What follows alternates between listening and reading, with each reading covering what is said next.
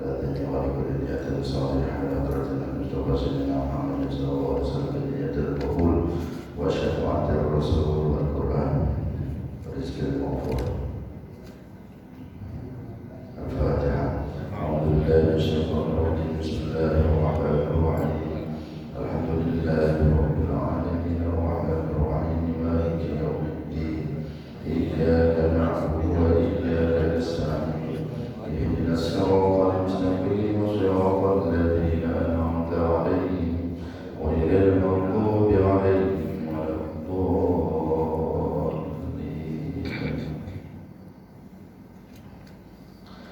أعوذ بالله من الشيطان الرجيم. Dalam rangkaian rukun Islam, haji itu kan yang top, yang terakhir. Itu pun bagi siapa yang mampu. Maka haji ini bukan kemudian menjadi media untuk nyombongin diri, menjadi media untuk flexing bahwa saya sudah jadi orang soleh. Apalagi saya sudah selesai rukun Islam saya orang kaya. Ya. Adakah haji 1 miliar? Ada. Haji 1 miliar ada nggak? Ada. Mungkin bagi sebagian orang mahal amat, tapi bagi dia kecil. Ada orang pergi haji tiap tahun. Kalau sekarang mungkin agak muskilah sedikit dengan peraturan. Dulu bisa. Saya aja pernah satu masa 3 tahun berturut-turut nggak apa-apa tuh, nggak ada apa-apain di imigrasi, nggak apa-apa di Kementerian Agama. Kalau kemudian niat hajinya salah, ya hati betul. Maka Allah peringatkan, dengerin ya, kalian berhaji itu bukan untuk urusan dunia saja, bukan untuk urusan dunia, tetapi urusannya akhirat. Nanti kalau ketika hari kiamat datang, bisa kamu bertanggungjawabkan kehajian kamu. Kemudian juga ngeri banget, artinya haji itu kita banyak-banyak istighfar, banyak-banyak minta ampun kepada Allah, banyak-banyak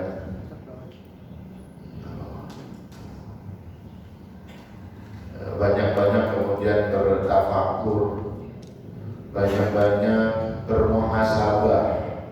Makanya isinya sekali lagi tentang apa? Di ayat 11 saja itu, kalau kamu menyembah Allah itu, maka jangan hanya dipikir doang, jangan hanya kafir, jangan hanya tepi. Wa minan nasi may ya'budullaha ala harf. Dan di antara manusia ada yang menyembah Allah hanya di tepi.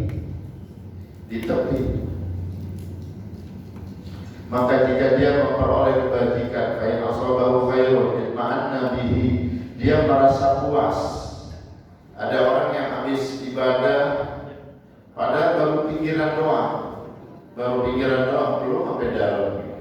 Dia udah merasa puas, itma'anna bihi, maka dia kemudian merasa puas.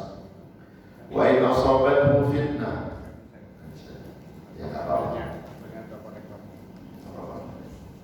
Wa in asabathu fitnah, dan jika dia ditimpa suatu cobaan, yang qalaba ala wajhihi, maka dia akan berbalik ke belakang. Ya, khasirat dunya wal akhirah, sungguh dia rugi dunia dan akhirat. Dzalika wal khusranul mubin, itulah kerugian yang sangat nyata. Jadi kalau yang pergi haji, berangkat ibadah apapun sebenarnya, ya, ini ibadah apapun, cuma analoginya ke haji. Kalau kita sudah merasa jadi orang soleh dengan kita datang ke sini, lalu memandang orang dengan pandangan rendah, baru tahu gak ikut ngaji. Lalu kita memandang diri kita saya udah lebih soleh dari dia, saya udah lebih baik dari dia. Hati-hati. Hati-hati. Kita kalau habis ibadah hati tenang nggak? Tenang. Udah syukurin alhamdulillah. Tapi jangan kemudian menjudge. Jangan menjudge orang lain. Jangan kemudian juga mendeklar bahwa diri kita adalah the best, bahwa diri kita adalah better, lebih baik dari dia dan lain sebagainya. Tidak usah, tidak usah. Ini sifat-sifat setan. Sifat-sifat setan.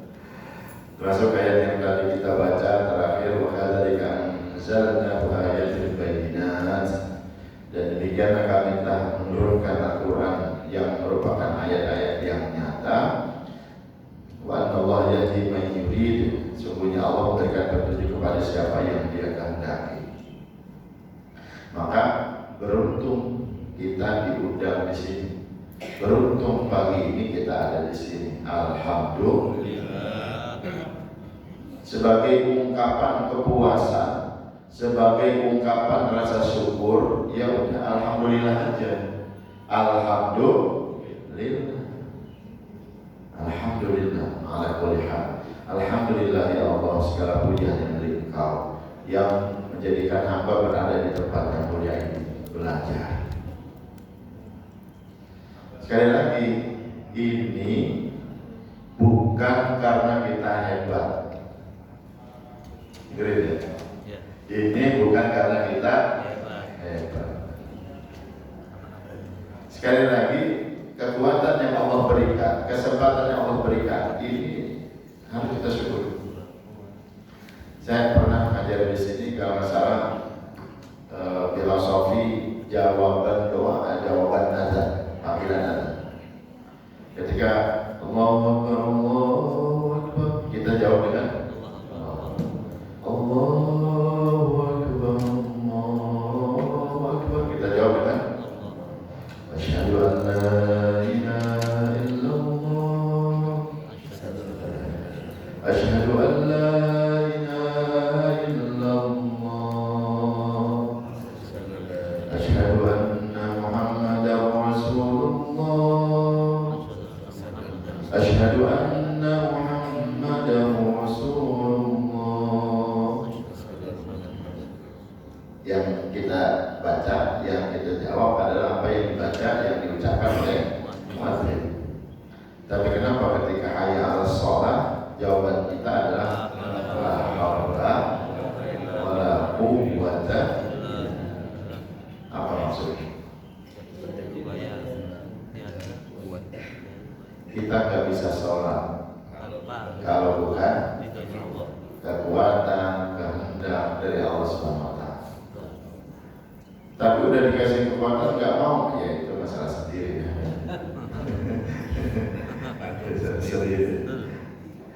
Jadi kita ini lemah, jangan merasa paling soleh jadi orang, jangan merasa paling winter jadi orang. La haula wala quwwata illa billah.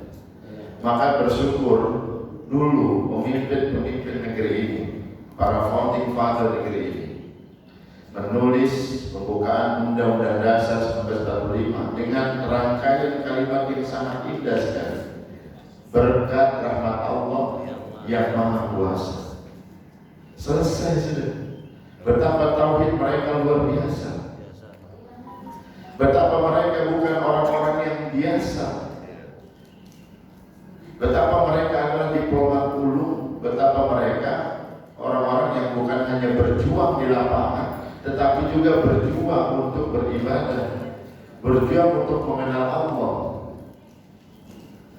Maka kemudian luar biasa kalimat itu. Berkat rahmat Allah yang Maha Kuasa, dengan diiringi oleh keinginan luhur. Setelah kemudian kita menyatakan udahlah la haula wala quwwata illa billah, semua hada rahmatun min Allah, hada qudrah min Allah. Lalu kita kemudian mengatakan bahwa ini sebagai pembelajaran buat generasi setelah mereka, bahwa nggak cukup kemudian urusannya langit doang, tetapi perlu ada niat luhur, niat kuat, perlu ada juga ikhtiar yang kuat, mujahadah yang kuat. Jadi urusan vertikal bagus, urusan horizontal bagus. Kalau langit kita benar, urusan dunia juga benar. Ya berjuang lah bos.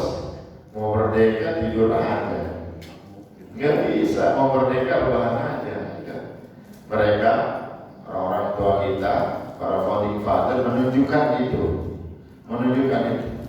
Sekali lagi, maka saya ngajarin kemarin ke para santri. Saya tulis dan sudah di-share juga di grup kita. DNA kita ini DNA pejuang. Jangan kemudian dikotori, jangan kemudian dalam perjalanan berubah menjadi DNA-nya DNA pecundang. Wallahualam.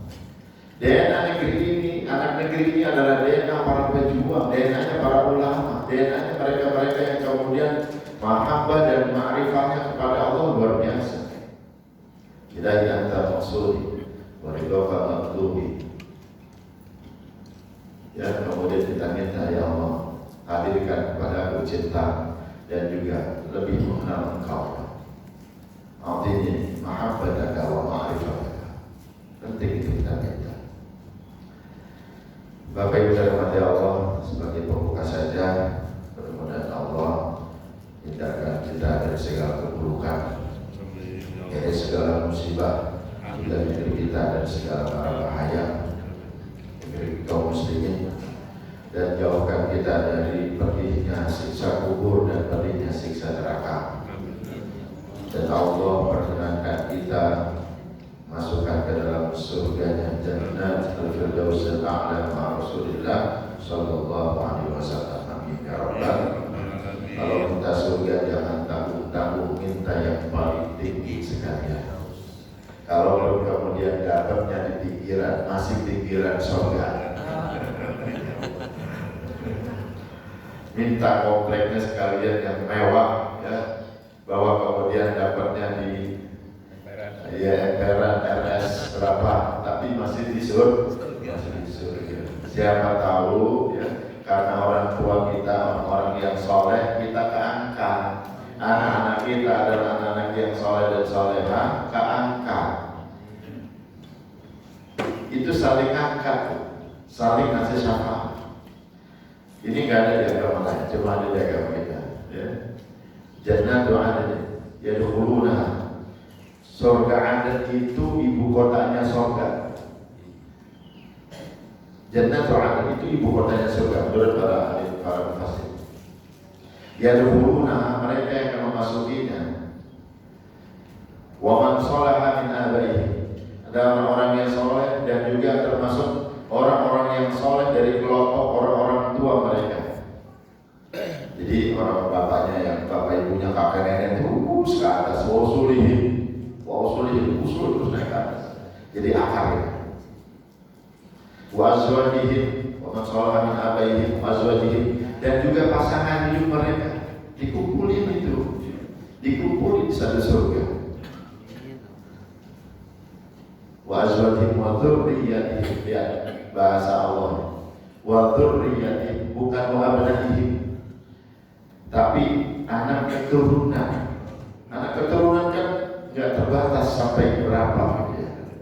Nggak terbatas sampai berapa. Kita ini kan anak keturunan Nabi, ya. Percaya kan kita anak keturunan Nabi? Percaya kan? Harus percaya. Kalau nggak percaya berarti percaya dengan teorinya Darwin. Apa itu? Yang Erectus itu? Pekatus apa itu? Pithecanthropus. Iya, Meganicus. Ya, kita keturunan Nabi, makanya dzurriyyah. Wa man shalaha min abaihim wa azwajihim wa dzurriyyatihim. Masya Allah. Para mufassir sepakat bahwa kenapa mereka dikumpulin? Kenapa mereka dikumpulin? Ini ada syafaat, yang orang tuanya paling soleh, orang tua kita kerjaannya sawah, ibadah, urusan rumah, misalnya gitu ya, atau usaha buat keluarga, nggak pernah ada uang haram dibawa. Lalu di rumah pun menjadi teladan ibadah, kemudian juga khidmat dan lain sebagainya, tarbiyah dan lain sebagainya.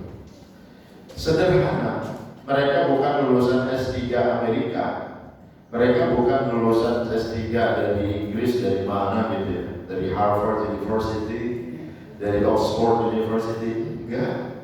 Orang kampung, ngomong aja kadang susah sama anak sendiri. Iya, ngerasanya kayak kalau ada orang tua kita, itu ngomong sama anak aja malu, ngomong sama anak aja susah.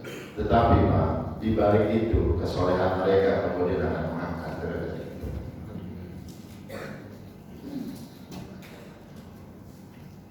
Allahumma warhamhum wa'afihim. Juga pasangan hidup, makanya penting saling ingetin, penting saling ngajarin, penting saling doain. Kalau istri lagi malas, doain yang baik-baik. Kalau suami lagi malas, doain yang baik-baik. Kasih kemudian sarana untuk dia rajin beribadah. Dibeli baju koko kayak yang baru gitu ya. Baju udah berapa tahun itu aja gitu. Beli sarung kayak yang baru, beli gamis kayak yang baru, peci yang baru, peci udah pada kuning Bu, ya Allah. Peci putih udah banyak banget di sini, pulau di Pulau Sumatera, Pulau Kalimantan. Ya. Begitu Bapak lihat Ibu ya, coba perhatikan mukenahnya wangi enggak, bersih enggak, jangan-jangan sudah berapa tahun enggak dihiraukan mukenahnya istri. Ajak Bapak mau beli mukenah di mana? Mau online apa kita mau jalan ke Tamrin City? Gimana beda? Cabut. Masya Allah. Jangan sampai udah titik-titik noda ya. Sudah banyak titik-titik nyamuk, Bapak nggak pernah perhatiin. Sejadahnya juga demikian. Karena kita sholat di masjid, istri sholat di rumah, mungkin punya musola sendiri di rumah. Coba sekali-kali sholat sunnah di sana, cium itu sejadahnya, wangi nggak? Jangan-jangan apa? Atau jangan-jangan sudah bukan hanya kumal, sudah nggak ada apa itu benangnya, tinggal dasarnya doang. Oh enggak usah, isi saya nggak mau diganti itunya sejadahnya. Kenapa? Biar jadi apa? Biar jadi teman nanti di surga. Oke, boleh lah. Boleh lah, boleh. Biar jadi saksi nanti di surga. Boleh lah, boleh. Tapi jangan-jangan itu kerendahan hati istri, ya, atau mungkin istri nggak mau minta macam-macam ke suami. Kudu apa ya? Kudu perhatian, kudu hati jadi laki gitu.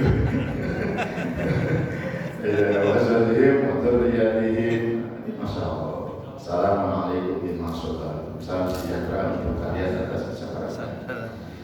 Bapak Ibu yang Allah Subhanahu wa taala, kita masuk ke kajian kita sedikit tentang tadabbur ta'awudz. Ini mohon maaf kayaknya nggak connect nih. Nggak connect. Tapi nanti saya share materinya. Saya udah bikin PDF-nya, nggak usah dicatat, nggak apa-apa, perhatian. Tapi agak serem. Saya bikin PowerPoint-nya yang covernya itu gambar iblis. Laknatullah. A'udzubillahi minasyaitonir rajim. Tadabbur ta'awudz mungkin pernah sering dikaji oleh para asatidz. Ini mungkin kajian yang ke-100 yang ke-1000 kali. Tapi nampaknya alangkah baik kita mengulang apa yang kemudian pernah kita pelajari. Kalau kata orang Padang, lancar gaji kalau diulang. Benar nggak ya? Minang deh. Baik ya, pengertian dan hakikat ta'awudz. Ta'awudz ini berasal dari akar kata ada, za. Liganya keluarin dikit di antara ini. Za, idza, a'udzu,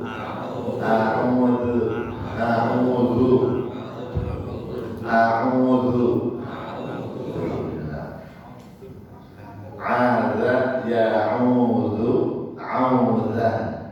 Ada ya'udzu 'audzan. Fa'ala yaqulu fa'lan. Jadi wazan itu fa'ala yaqulu fa'lan. Dalam bahasa Arab itu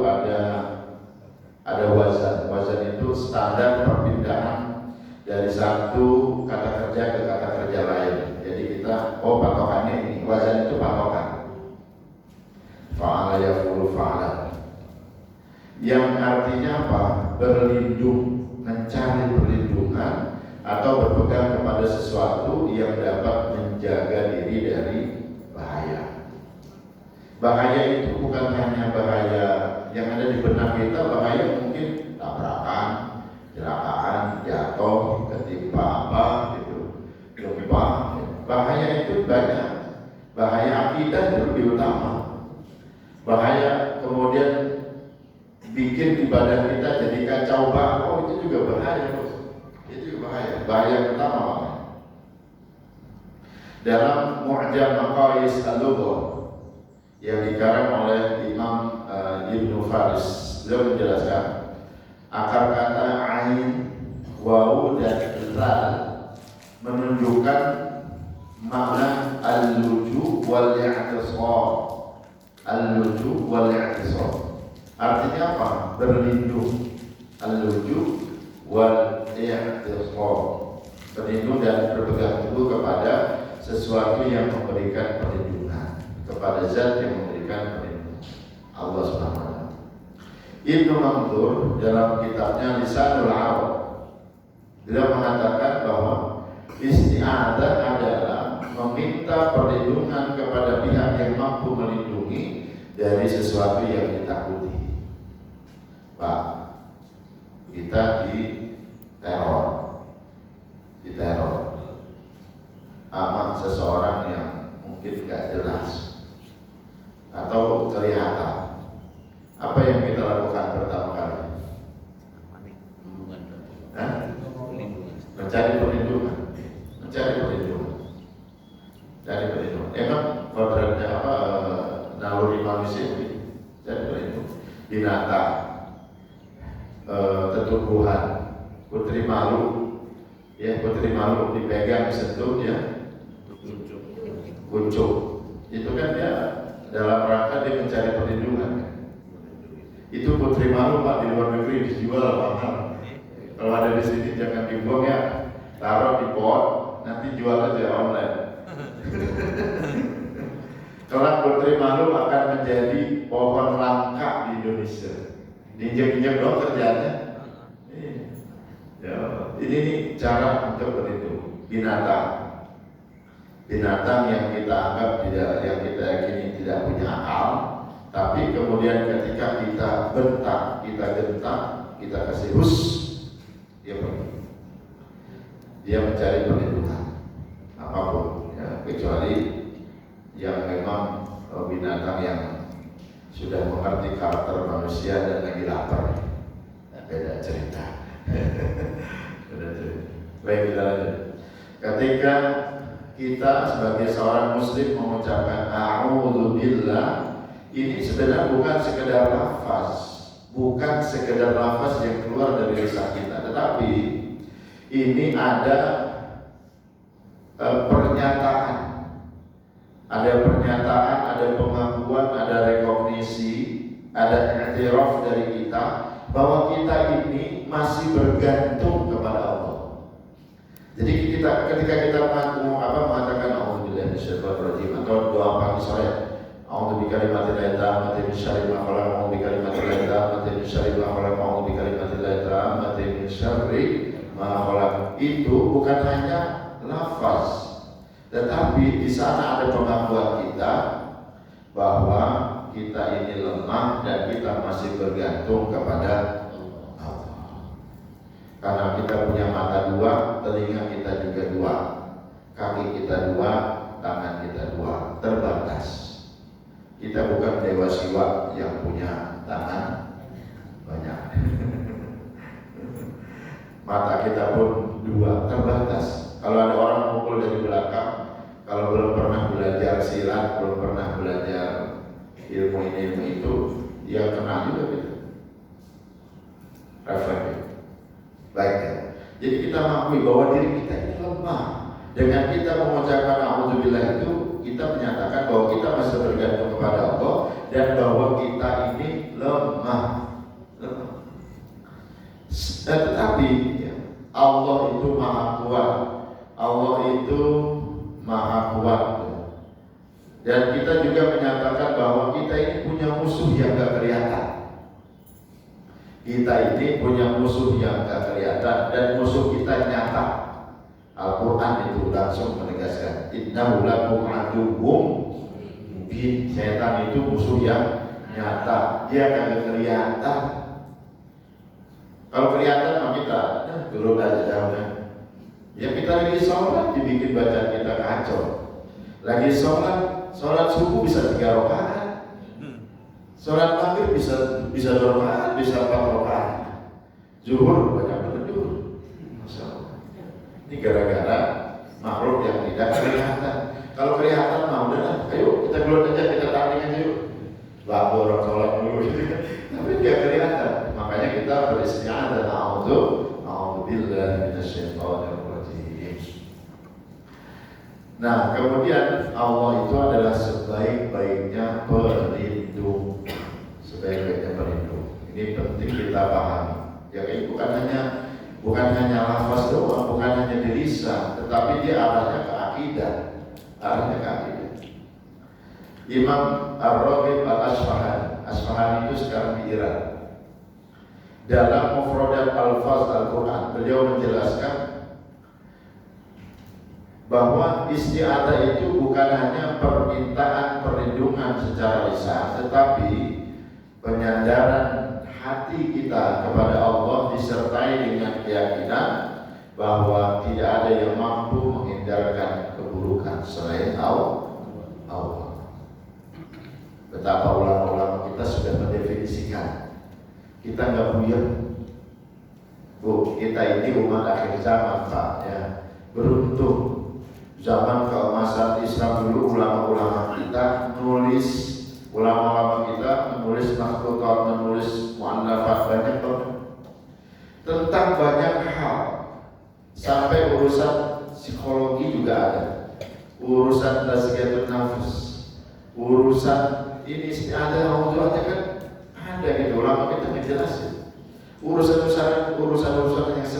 yang sepele itu ulama kita sudah menjelaskan. Perbedaan pendapat, perbedaan harokah gerakan sholat, perbedaan bacaan sholat, itu udah selesai zaman dulu. Maka kalau hari ini ada guru kita, ada ustadz yang kemudian ngajakin umat lalu itu beda. Kalau ngajakin ini mazhab ini begini, ini mazhab ini begini, ini mazhab ini begini, maka silakan. Yang yakin dengan Hambali silakan, yang yakin dengan Maliki silakan, yang yakin dengan Syafi'i selama ini silakan. Jadi nggak menyalahkan. Kita mundur ke belakang. Kalau kemudian kajian hari ini adalah saling tuding, saling nyalahin, saling ngejelekin, mundur ke belakang. Ulama kita itu kalau berbeda pendapat, dia tulis buku. Saya berbeda pendapat, misalnya dengan guru saya, udah saya nulis buku. Saya bikin catatan dari buku yang dikarang oleh guru saya. Hadis ini menurut penelitian saya itu derajatnya enggak sahih, tetapi masih derajatnya ini. Dan ada yang lebih sahih. Itu namanya tahqiq. Itu tahqiq. Maka pendapat yang sahih, pendapat yang jelas, pendapat yang benar adalah ini. Jadi betapa adab itu dilakukan dengan juga cara yang sangat beradab, yang sangat ilmiah. Jadi budaya ilmiah itu budaya Islam sebenarnya. Budaya ilmiah itu budaya Islam. Bikin jurnal, bikin tesis, bikin ini, bikin itu. Itu budaya Islam. Cuma hari ini umat ini malas baca, malas nulis. Saya nggak tahu ya. Dan itu kejadian anak-anak kita, ya jangan yang sekolah umum, pesantren aja. Kalau kemudian kita tidak kondisikan, ada pekan literasi, ada lomba menulis atau karya tulis wajib, tidak boleh tidak kami berikan ijazah sampai dia menyerahkan karya tulisnya. Nggak nulis, nggak baca. Memang ada kondisinya. Walaupun hari ini semuanya ada di sini, ya, semuanya ada di sini. Tetapi kalau tidak dikondisikan, enggak. Siapa yang di sini ada kutubus sittah di handphonenya, ada kitab 6 kitab hadis babon, Sahih Bukhari, Sunan Tirmidzi, Musnad Imam Musnad, kemudian ada 6, kemudian Sunan Tirmidzi. Siapa yang di handphonenya ada Sahih Bukhari? Ada Sahih Bukhari di handphonenya, ada Sahih Bukhari, pernah download nggak Sahih Bukhari? Enggak. Gimana mau dibaca? Bukunya mahal itu. Download banyak ya. Udah di download, dibaca kah? Ya begitu. Kudu dipaksa. Makanya mungkin kapan-kapan ngaji ada pretest, ada post-test.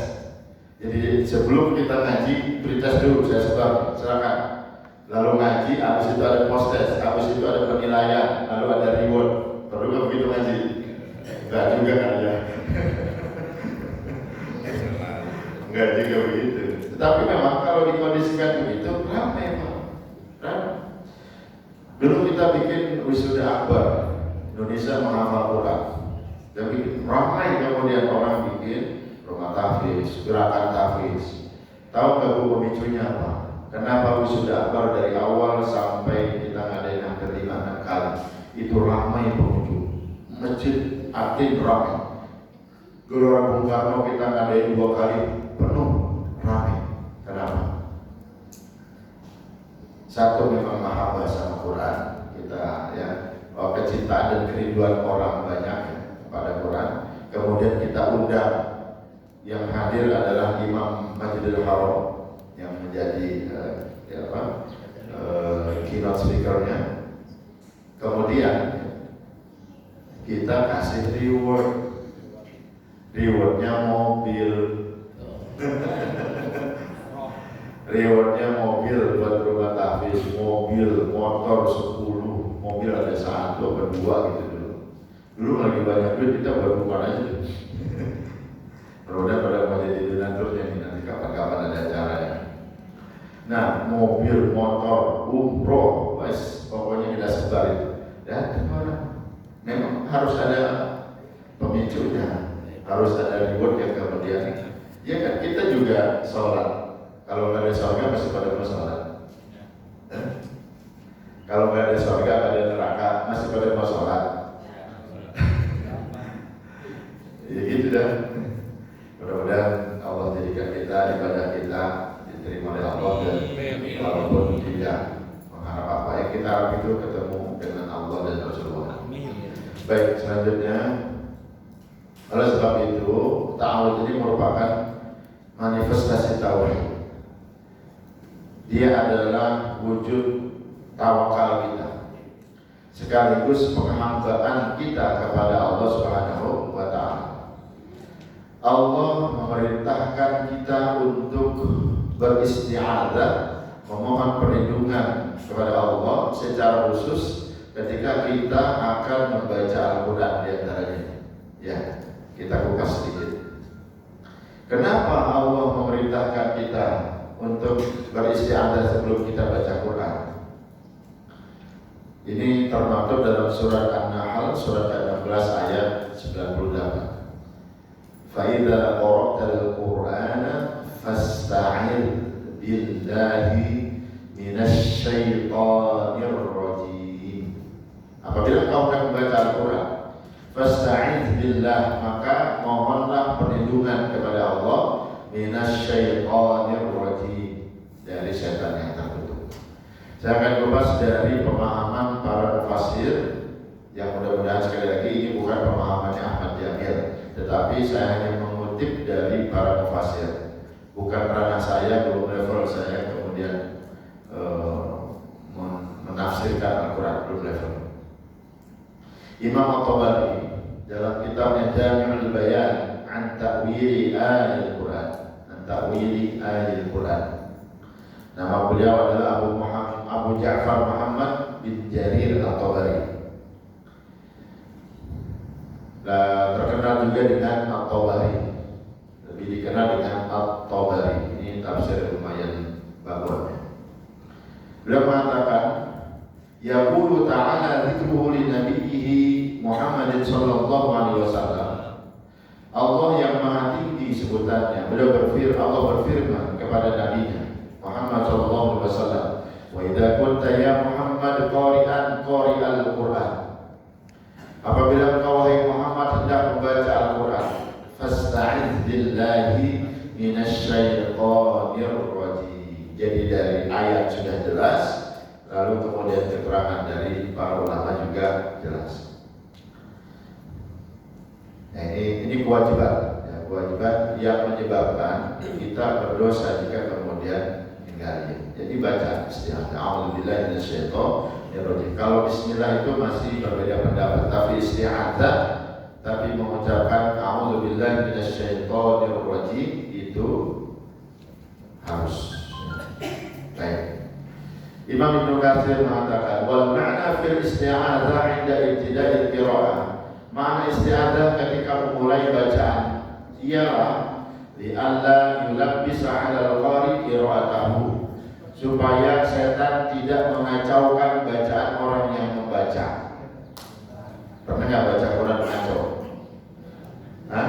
Antum atau ya pasti cara gimana sih? Padahal gitu loh. Ini setan.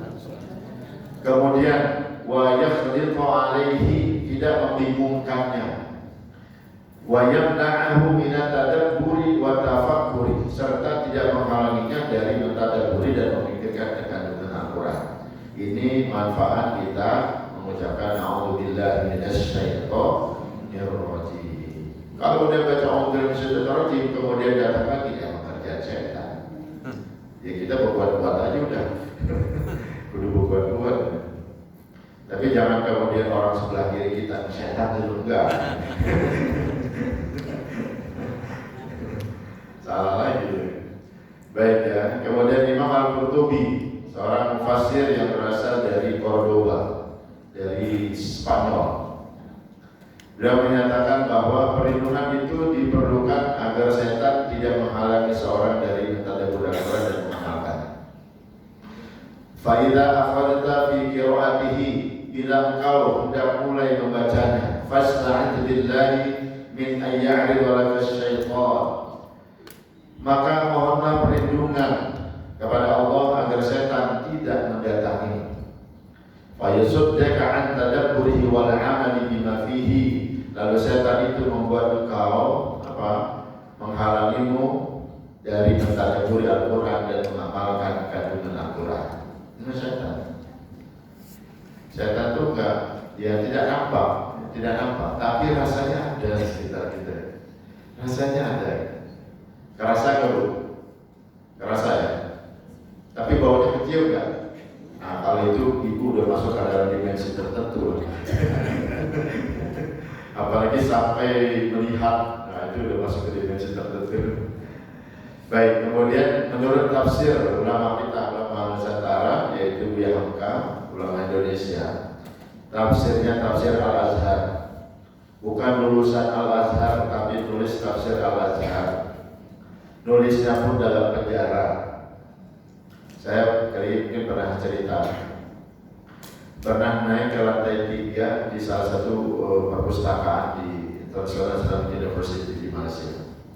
Yang masuk ke ruangan itu khusus aksesnya hanya dipegang mereka yang sedang studi S3 doang. Karena banyak barang-barang antik, ya,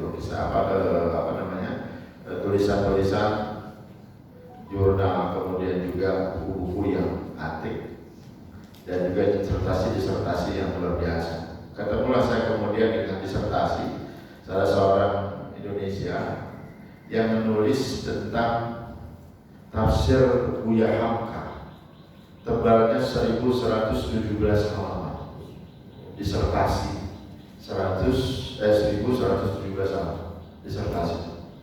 Betapa ulama kita Buya Hamka ini dihormati di Indonesia dan di negara-negara tetangga dan dunia, terutama Malaysia. Kalau dia nyebut Buya Hamka itu, masya Allah luar biasa. Kenapa saya mengatakan demikian? Karena memang ketika kami belajar di sana itu, mereka begitu kagum dengan ulama-ulama Indonesia. Saya dapat salah satu tafsir Yang di Indonesia saya sulit banget dapat, itu dapatnya di Malaysia. Padahal itu tafsir karangan ulama Indonesia. Karangan ulama Indonesia namanya tafsir Turjuman Al-Mustafid. Itu tafsir pertama yang ditulis dengan bahasa Arab Pegon, Arab Melayu, dengan tulisan Arab Melayu. Saya beli di Malaysia, di Indonesia saya nyari susah banget. Padahal tafsir ulama Indonesia. Pernah dengar nggak tafsir ini? Belum. Gimana kita mau nyimpen? Kenal kagak.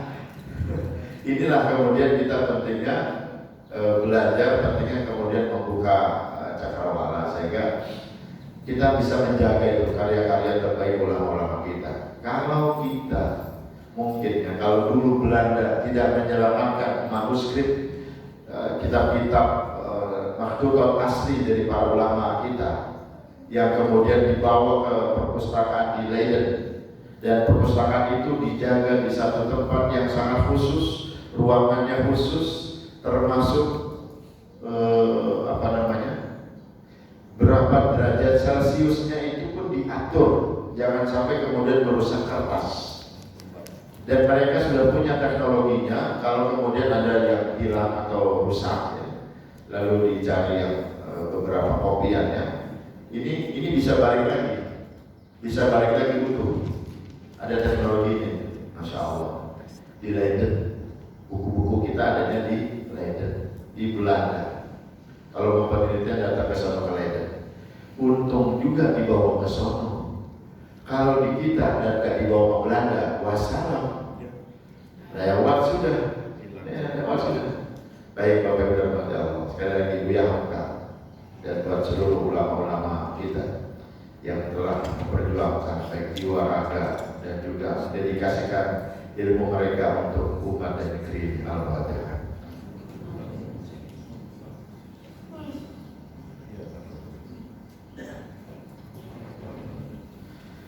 Apa kata beliau? Semata-mata membaca Al-Quran saja untuk memfasihkan lidah, membetulkan makhraj hurufnya, tidaklah dia akan berkesan kepada jiwa kita. Ini bahasa tafsir Al-Azhar itu Melayunya enggak, masih Melayu lama ya.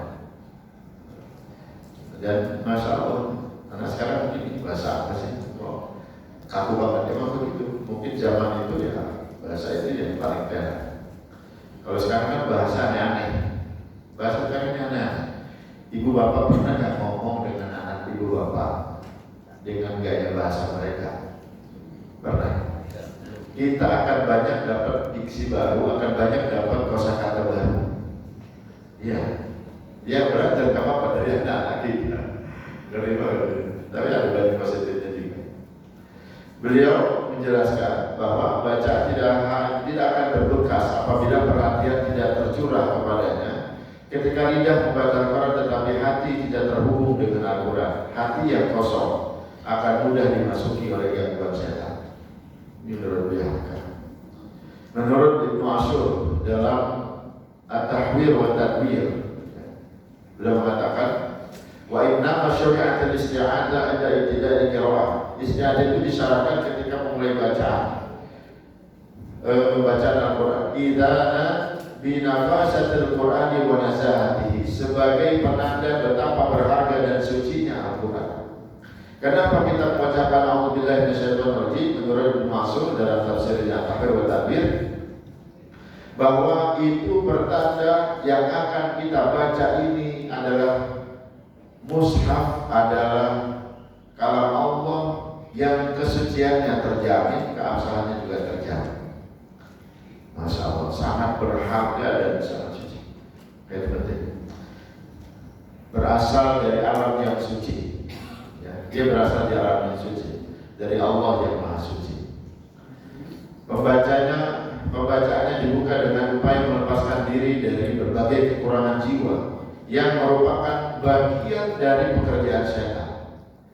Manusia kita ini mampu membersihkan seluruh kekurangan, tidak mampu membersihkan seluruh kekurangan dalam diri kita dengan kekuatan kita sendiri. Maka kita butuh Allah.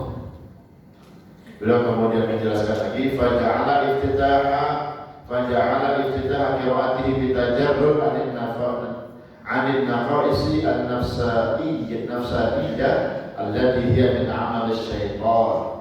Allah menjadikan pembukaan bacaan Al-Quran itu dengan upaya melepaskan diri dari berbagai kekurangan jiwa yang berasal dari pekerjaan setan. Beliau juga mengatakan memberikan perbandingan bahwa istiadah itu sama dengan bersuci sebelum sholat.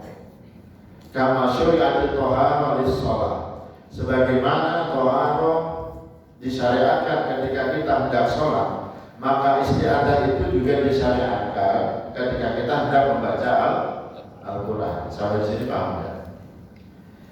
Wudu itu sunnah bukan? Kalau dia sendirian, dia sunnah bukan? Sunnah. Tapi kalau ikut sholat, dia jadi wajib.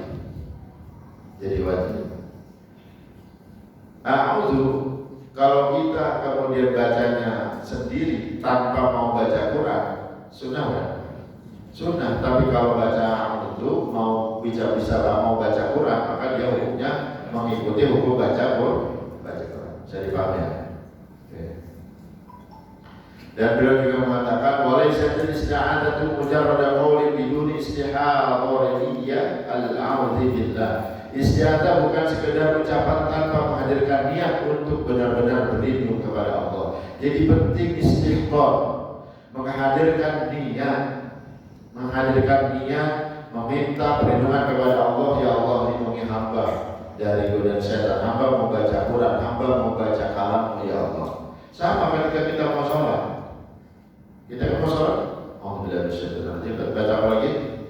Rabbi a'udzubika min hamazatis syayatin wa a'udzubika Rabbi ayyahdurun. Rabbi a'udzubika min hamazatis syayatin wa a'udzubika Rabbi ayyahdurun. Kita baca kita sebelum niat. Sebelumnya baca itu. Pernah lihat gak ada orang sholat takbirnya kagak jadi-jadi? Iya kan, orang yang syak, yang ragu-ragu. Usul. Baca. Usul.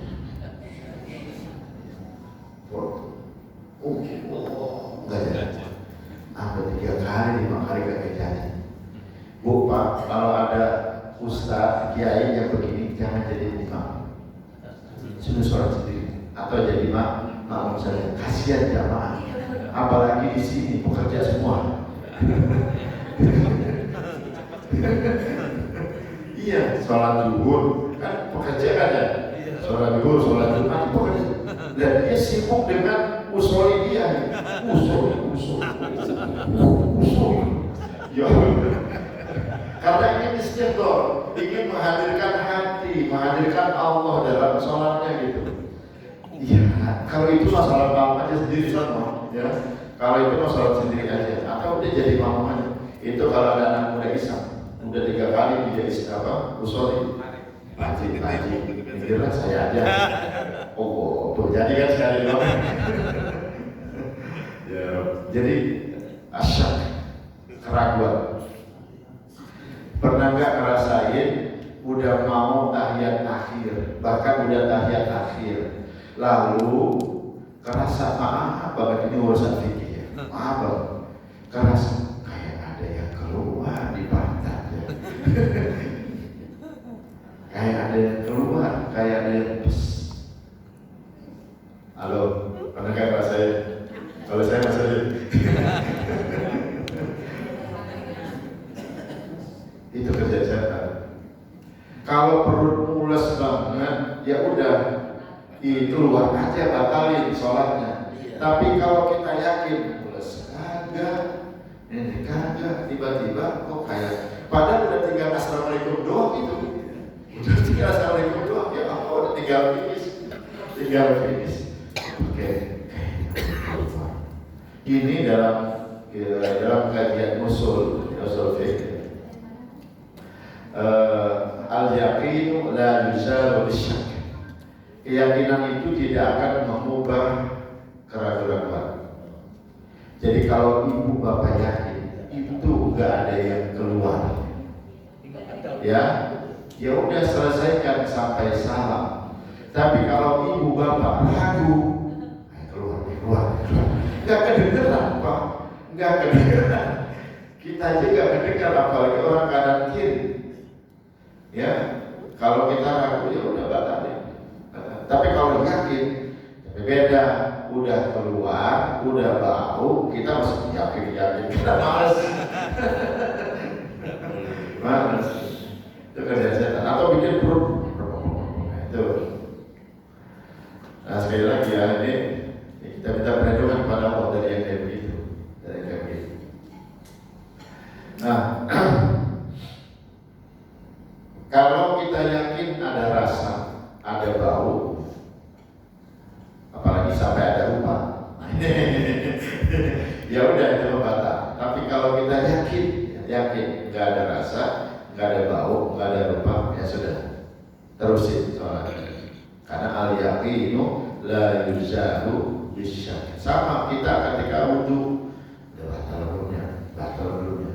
Kalau ragu, lebih baik tajdid, lebih baik apa? Perbaharui wudunya. Tadi kayaknya tidur ada di mobil, tapi nyender dikit, nyender enggak ya? Udah kalau ragu ya sudah, wudu lagi aja. Jadi penting untuk kemudian sholat kita sah, sholat kita diterima. Syarat untuk kita kemudian melaksanakan sholat ya Tuhan. Terus ketika kita di dalam sholat, bacaan kita dibikin kacau. Pernah nggak lupa gerakan, lupa bacaan, terus ngapain? Ulang lagi, sholat lagi. Ya kalau kita yang kayaknya ini baru 3 rakaat, padahal udah 4 rakaat, kayaknya baru 3 rakaat, ya udah genapin aja. Yang sesuai keyakinan kita. Yakinnya baru 3, ya udah kita genapin 4. Padahal itu rakaat kelima aja. Iya. Lalu nanti di ujung sujud sahih. Inilah Islam ini cakep banget, tidak banget ya. Jadi ada adab gitu ya, ada adabnya. Caranya ada adabnya gitu. Ada adabnya di ujung diajarin, ya udah sujud sahih. Sujud ketika kita lupa. Ya manusiawi, kalau lupa itu manusiawi. Kecuali lupa mulu, itu udah pikun. Jadi lupa. Terus ketika kita lagi sholat gitu, tiba-tiba kebayang macam-macam. Sholat yang kita lihat ini sejadah. Kok tiba-tiba Ka'bahnya berubah jadi apa gitu ya? Jadi uang dolar numpuk ya. Jadi numpuk bukan kertas, yang ini adalah kerjaan kita gitu. Apa yang kita lakukan? Rasulullah mengajarin, nengok ke kiri, jangan mereka, cukup gini aja, ya, langsung, jangan berudah. Kalau kita berudah, yang kiri marah. Seperti itu ada adabnya. Nggak batal sholatnya, ya nggak batal. Baik ya, kita lanjut. Maknanya apa? Maksudnya apa? Gitu Rasulullah udah ngajarin kayak gitu. Baik, wal isti'adzatu minhu syu'batun min syu'abi tawakkuli 'ala Allah. Isti'adzah itu memohon perlindungan dari setan, isti'adzah memohon perlindungan dari setan. Syu'batun merupakan min syu'abi tawakkul 'ala Allah, salah satu cabang tawakal kepada Allah. Jadi kita mengucapkan alhamdulillah itu adalah salah satu cabang tawakal kita kepada Allah. Wa kullama kana al-fi'lu aqfalil 'abdi. Ibnu Qayyim mengatakan, Ibnu Qayyim ini salah satu murid dari Ibnu Taimiyah. Tetapi beliau banyak juga mengajarkan tentang tazkiyah, tentang banyak hal. Jadi gurunya banyak. Salah satu gurunya adalah Ibnu Taimiyah. Kullama kana al-fi'lu, semakin bermanfaat suatu perbuatan, anfa'il 'abdi wa habba ila Allah Ta'ala, sangat bermanfaat suatu perbuatan itu bagi seorang hamba dan semakin dicintai Allah, karena i'tiradu syaitan al-akbar, semakin besar pula gangguan setan terhadap, perhatikan, semakin bermanfaat suatu perbuatan bagi seorang hamba dan semakin membuat dicintai oleh Allah Subhanahu wa taala, maka semakin besar pula gangguan setan terhadap. Ini kalau bahasa kitanya, setannya tukang ojek ya dia, setannya bos ya bos juga ada, setannya kayak besar ya kayak besar lagi gitu. Setannya santri sama setannya kiai beda. Mereka juga punya leveling, punya strata ya. Punya strata tersendiri, masya Allah. Kita berlindung kepada Allah dari setan. Karena membaca Al-Quran merupakan salah satu amal yang paling bermanfaat bagi hati kita. Setan akan berusaha mengacaukan lisan, pikiran, dan juga hati kita.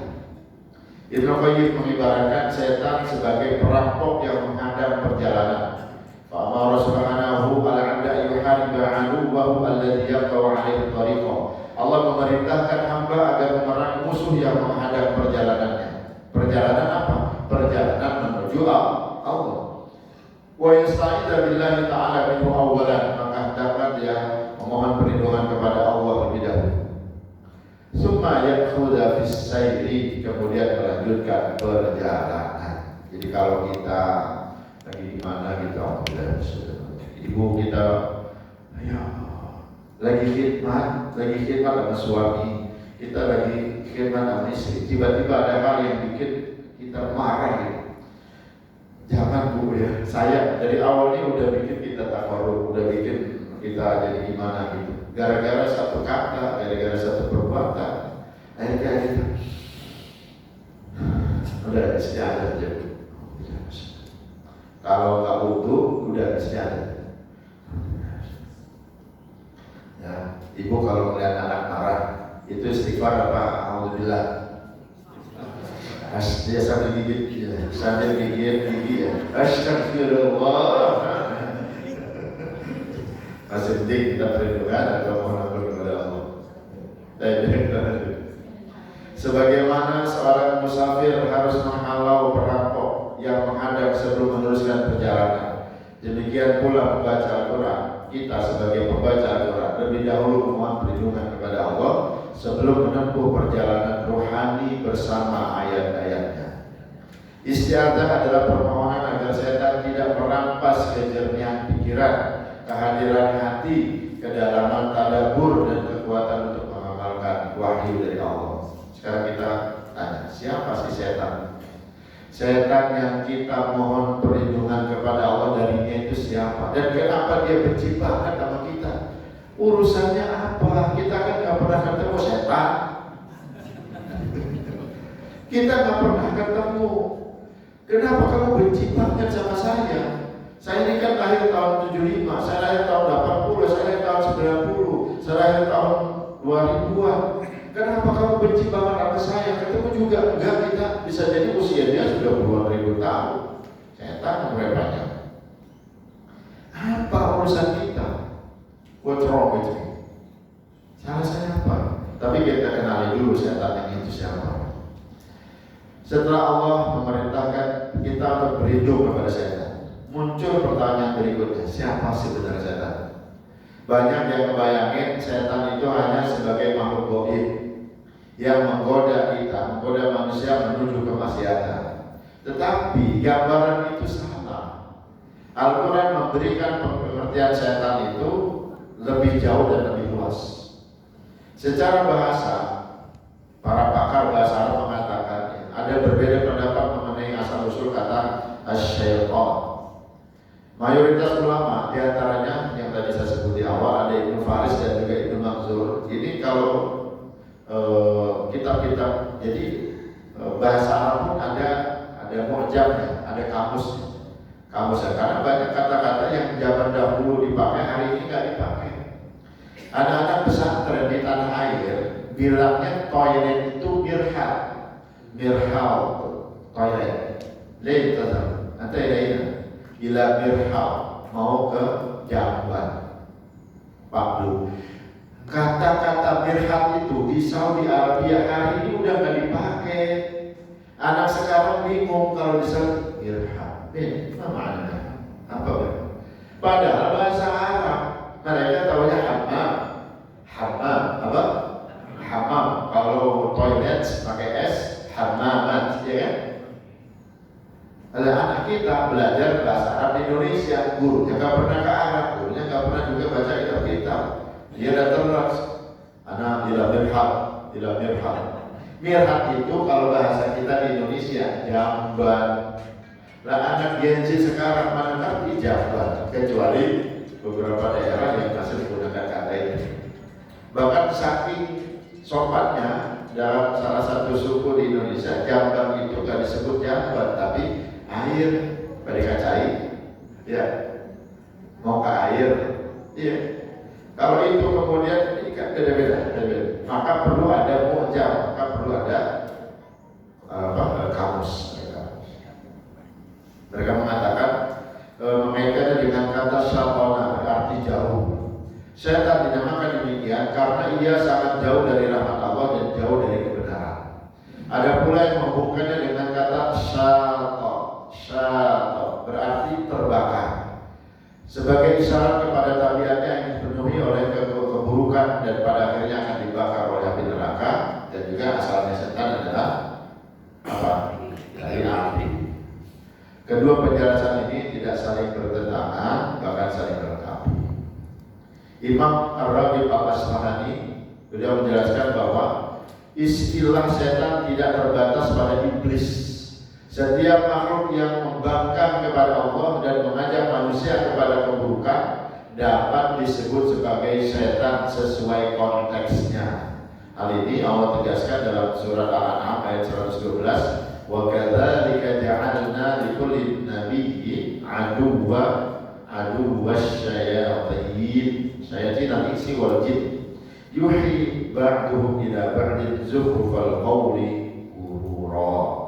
Demikian kami jadikan bahwa setiap nabi ada musuh-musuh, yaitu setan-setan dari golongan manusia dan jin. Minal jinnati wan nas.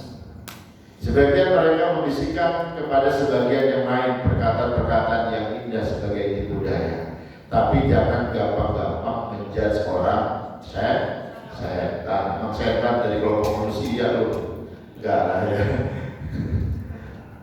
Ayat ini juga memberikan pelajaran penting bahwa musuh seorang muslim tidak selalu datang dari alam gaib. Ada setan dari kelompok jin, ada juga dari kelompok manusia, yaitu orang-orang yang ucapannya, pikirannya, tulisannya, komennya di medsos, atau pengaruhnya mengajak kepada kesesatan dan menjauhkan manusia dari jalan Allah. Maka istiadah itu tidak hanya mengajarkan kita waspada kepada bisikan setan yang tidak terlihat, tetapi juga bisikan setan yang kelihatan, yang merusak iman, merusak akhlak dan hubungan kita dengan Al-Quran. Kenapa setan benci banget sama kita? Ini peristiwa yang mungkin pernah dipelajari, tetapi saya coba mengupas kembali. Surat Al-Baqarah ayat surat 2 ayat 34. Wa idh qulna lil malaikati isjudu li Adam fasajadu illa iblis aba wastakbara wa kana minal kafirin. Ini akar permusuhan. Akar permusuhan setan. Jadi bukan salah manusia, karena memang setannya, iblisnya yang sombong. Ini bukan salah manusia. Apa salah Nabi Adam? Emang dianya aja yang sombong. Emang iblisnya aja yang sombong, setannya yang sombong. Jadi Nabi Adam diciptakan dari tanah, lalu kemudian Allah memerintahkan isjudu li Adam. Malaikat semuanya bersujud, fasajadu illa iblis. Semuanya sujud kecuali iblis. Emang iblis yang sombong, bukan Nabi Adam. Nabi Adam salah saya apa ya? What's wrong with me? Nabi Adam nggak punya salah dalam konteks ini gitu ya. Tapi karena merasa dirinya lebih mulia dari Nabi Adam, makanya setan ini sombong. Qala ana khairu min khalaqtani min nar wa khalaqtahu min tin. Inilah kemudian ungkapan setan yang diabadikan Allah. Aku lebih baik daripada Adam. Engkau menciptakanku dari api, sedangkan dia engkau ciptakan dari tanah. Ini akar permusuhan. Para ulama menjelaskan ini adalah maksiat pertama yang terjadi di langit, yaitu al-kibr. Nama maksiatan namanya al-kibr, al-kibr atau takabur. Iblis tidak mengingkari keberadaan Allah. Iblis masih percaya Allah. Iblis percaya Allah, bahkan berbicara langsung kepada Allah. Tetapi pengetahuan tanpa didukung oleh ketundukan, ketaatan, itu akan menjerumuskan kepada kebinasaan. Tahu doang, kenal doang, tunduk kagak, taat kagak, ya binasa. Imam Ibnu Katsir menegaskan bahwa iblis binasa bukan karena kebodohan. Enggak, pinter dia. Tetapi karena kesombongan, bukan karena kebodohan, tapi karena kesombongan. Ini jadi pelajaran buat kita ya. Ya, bahwa ilmu yang tidak disertai dengan kerendahan hati menjadi kehancuran bagi seseorang. Imam Qurtubi mengatakan, bahkan menjadikan kisah ini sebagai dalil bahwa kesombongan adalah pangkal berbagai bentuk kemaksiatan. Kenapa paman-paman Nabi nggak mau percaya sama Nabi? Kan melihat Nabi hidup, bahkan menyaksikan Nabi dari lahir sampai kemudian beliau mendapatkan buah. Tapi kenapa nggak mau percaya? Sombong. Walhamdulillah, kita sebagai orang tua harus mencontohkan yang baik kepada anak kita. Nah, ketika seorang merasa lebih baik daripada orang lain, ia akan mudah menolak maksiat, nggak mau nerima maksiat, nggak mau dengerin maksiat, ngeremehin kebenaran, ngeremehin orang, akhirnya ikutin jejak iblis.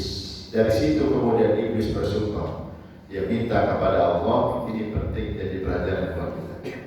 Iblis yang sombong, yang udah maksiat, yang udah dicap Allah ar-Rajim, yang udah dikasih tempat bahwa kamu itu di neraka tempatnya, lalu ketika memohon kepada Allah masih didengar. Masa kita yang kemudian mendapatkan diri kita sebagai berdosa, lalu mungkin orang yang malas ibadah, terus nggak mau berdoa? Salah.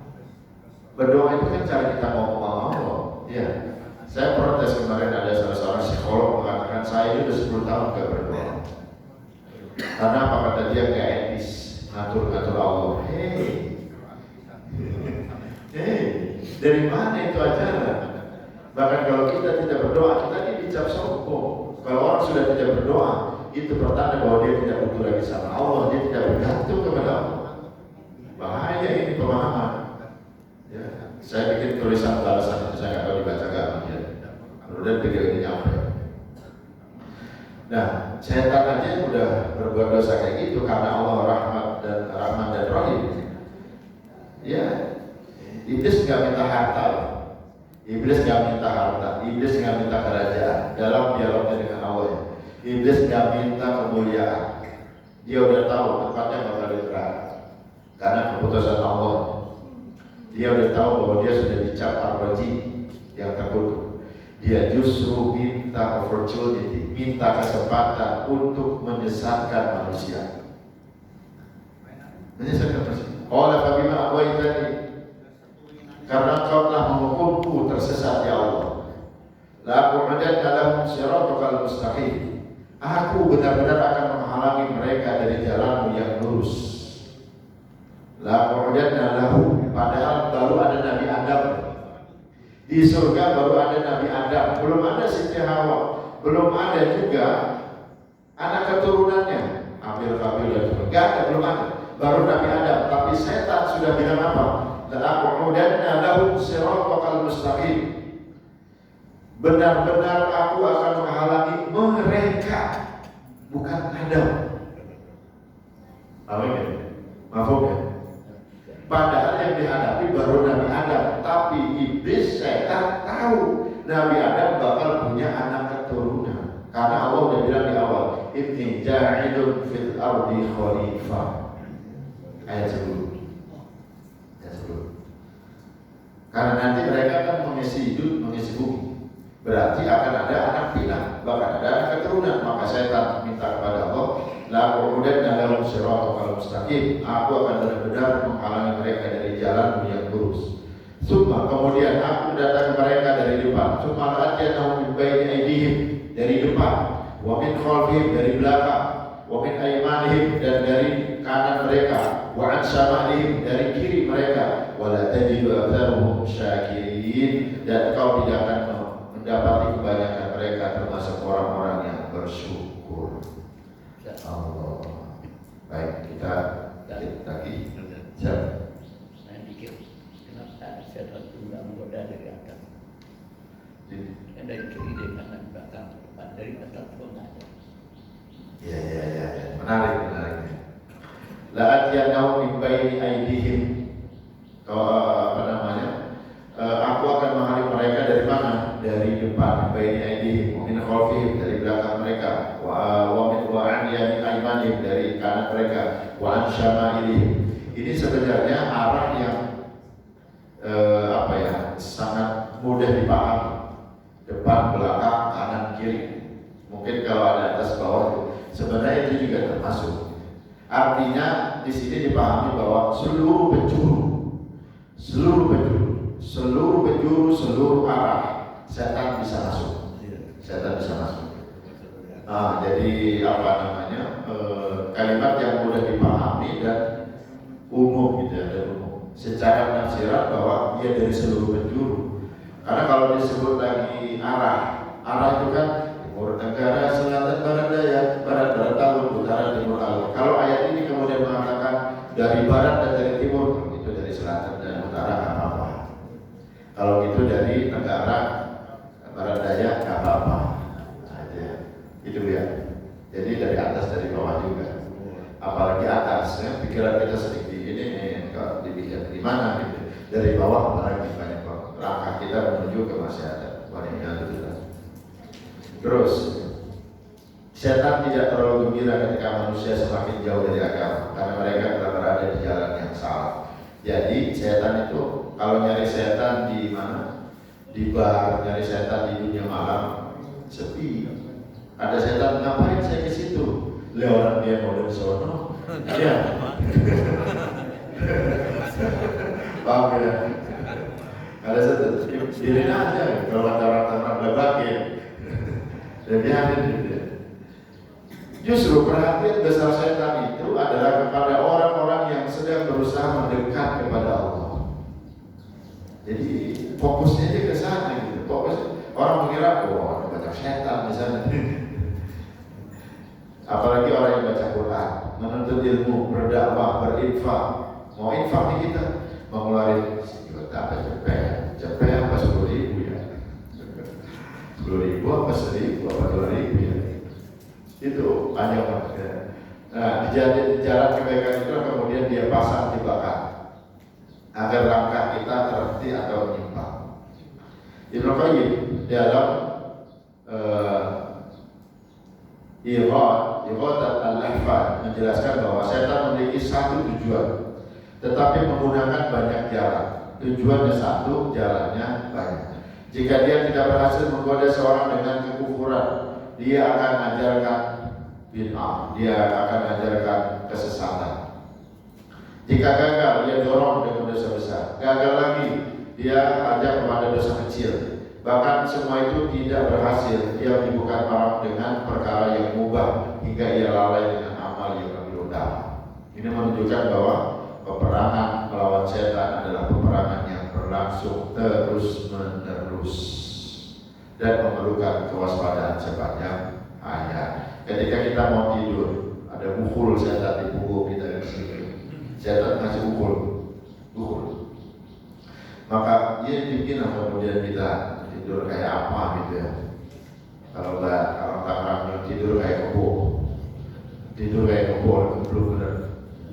Ada yang bilang kayak babi. Pernah lihat babi tidur kan? Itu mau dikaplok diapain tidur itu setan. Makanya dari awal kita mau tidur itu udah ada permintaan sama Allah. Ya Allah, saya mau bangun jam 3, saya mau sholat malam. Ya Allah, bangun saya mau sholat subuh berjamaah, kasih hamba kekuatan. Jadi udah ada apa? Udah ada niat, sudah ada permintaan. Bangun tidur kita baca doa apa doanya? Alhamdulillah alladzi ahyana ba'da ma menyebut nama Allah, kemudian bangun tidur kita gak menyebut nama Allah, bukulnya terbuka. Bukul itu ikatan terbuka. Menyebut nama Allah terbuka. Lalu kita wudhu terbuka. Apalagi sampai kita menuju tempat sholat terbuka semua bukul itu. Baik, kita lanjut. Strategi setan kayak apa? Jadi setan itu sebenarnya strateginya lemah. Kayak Allah udah bilang, inna kaida syaitani kana dha'ifa. Sungguhnya tipu daya setan itu lemah. Inna syaitani yajri min ibni Adam majra dam. Setan itu berjalan di dalam tubuh Adam sebagaimana mengalirnya darah. Strategi pertama dia adalah al-waswas, membisikkan keraguan. Insyaallah waswasil khannas alladzi yuwaswisu fi sudurin nas. Tapi menariknya Allah bilang di sini menggunakan kata al-khannas. Apa khannas itu? Pembisik yang bersembunyi. Ya. Pembisik yang bersembunyi. Betapa setan gak berani itu sama kita. Kitanya aja kiri-kiri. Kadang-kadang makhluk yang mundur ketika Allah diingat. Jadi setan itu kalau kita pikir, dia mikir. Para mufassir seperti Imam Tabari dan Ibnu Katsir menjelaskan bahwa setan melemah ketika seorang hamba berzikir dan kembali aktif ketika hatinya lalai. Ia mengajarkan satu pelajaran besar bahwa zikir bukan hanya ibadah tetapi juga benteng pertahanan jiwa. Yang kedua, cara setan adalah menghias kemaksiatan, at-tazyin, wa zayyana lahu syaitan. Jadi yang buruk dilihatin tampaknya indah. Korupsi, itu kan dari duit bersama berjamaah, itu kan ada kesempatan sebagainya. Apalagi riba, apalagi zina, apalagi ini itu dibikinnya indah.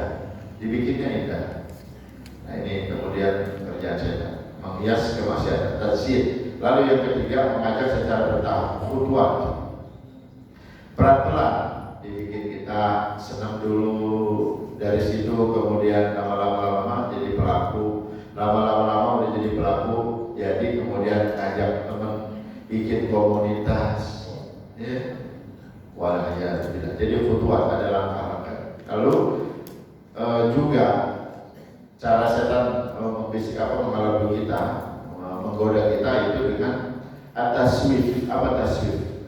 Menunda taubat. Ntar aja. Mau sholat, ntar aja. Mau zakat, ntar aja. Mau haji, udah kamu kan punya duit, kamu kan punya tabungan, kamu masih sehat, masih muda pula lagi. Apa? Pergi haji dah sana. Ntar aja, kalau udah 60. Nggak tahu dia usianya cuma 59,6 bulan. Nggak haji. Wafat dalam keadaan tidak haji. Padahal dia mampu. Alhamdulillah. Jadi taswif, tar dulu, tar sok. Nah, bagaimana Nabi mengajarkan istiadah banyak lah, ya banyak. Allah menyalurkan minal jannah yang fam. Kalau bina yashau nafsi tasna da'wat nasadi pula. Allah menyalurkan min karatil akhlaq wal a'mal wal ahwa. Allah menyalurkan min adab jahannam, min adab kubri, wa min fitnatil mahya wal mamat, wa syarri fitnatil masih dajjal. Apalagi Allah dikalimatil ilamati min syarri makhluk. Allah bizzatillahi wa qudratihi syarri ma'ajil wa hadil. Ibu bapak kalau lagi sakit, pegang bagian yang sakit, ya, baca basmalah 3 kali, ya. Kemudian baca pegang yang sakit, a'udzu bizzatillahi wa qudratihi syarri ma'ajil wa hadil. A'udzu bizzatillahi wa qudratihi syarri ma'ajil wa hadil. A'udzu bizzatillahi syarri ma'ajil wa hadil. Perlindungan kepada Allah dari setan dan banyak lagi. Dan doa yang diajarkan oleh baginda Rasul, Allahumma nas'aluka min khairi ma sa'alaka minhu 'abduka wa nabiyyuka Muhammad sallallahu alaihi wasallam wa na'udzubika min syarri ma sta'adha bihi 'abduka wa nabiyyuka Muhammadun sallallahu alaihi wasallam. Mudah-mudahan kita dijaga oleh Allah dari segala godaan setan, dijaga oleh Allah sehingga kita semakin dekat kepada Allah Subhanahu